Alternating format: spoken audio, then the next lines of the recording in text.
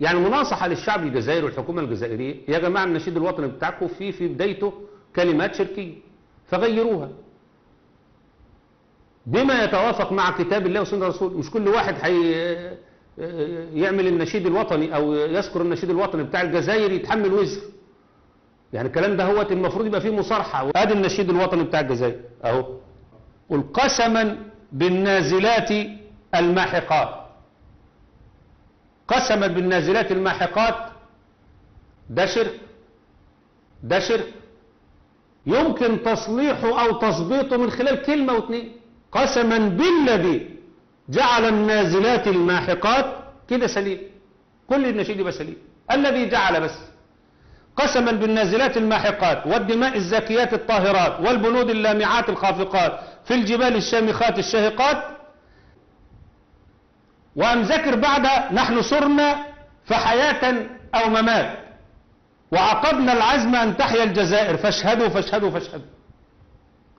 نص النبي صلى الله عليه وسلم في أحاديث صحاح أن من حلف بغير الله فقد كفر وأشرك. يبقى من المناصحة الحقيقية لولاة الأمر في الجزائر، هو عيب يعني ما يتغير فيه كلمة في النشيد الوطني؟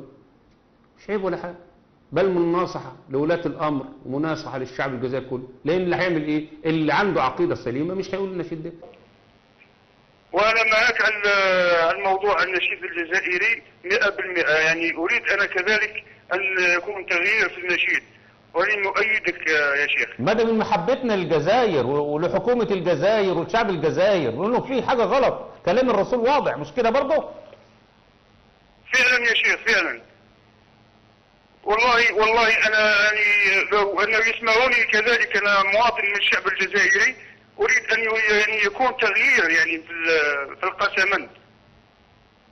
إن شاء الله صوتك وصل للحكومة الجزائرية الآن وهم بيتابعونا وعارفين. أنا يا شيخ أن الشعب الجزائري كله يحبك. الله يحفظك، الله يحفظك ويبارك فيك يا أخي يا سيدي، جزاك الله خير، شكرا على الاتصال. أدي بركة العلم وبركة التصريح بالحق. هو احنا هنخاف من حكومة الجزائر؟ احنا بنقول لهم ده كلام النبي عليه الصلاة والسلام واضح اهو: من كان حالفا فليحلف بالله، من حلف بغير الله فقد كفر او اشرك. فاي واحد جزائري ساعة ما يقسم او يقول النشيد اللي هو بيحب فيه بلده، على طول هتيجي تبص تلاقي يتحمل اوزار الدنيا. ليه؟ ما تصلحوا الكلمة دي.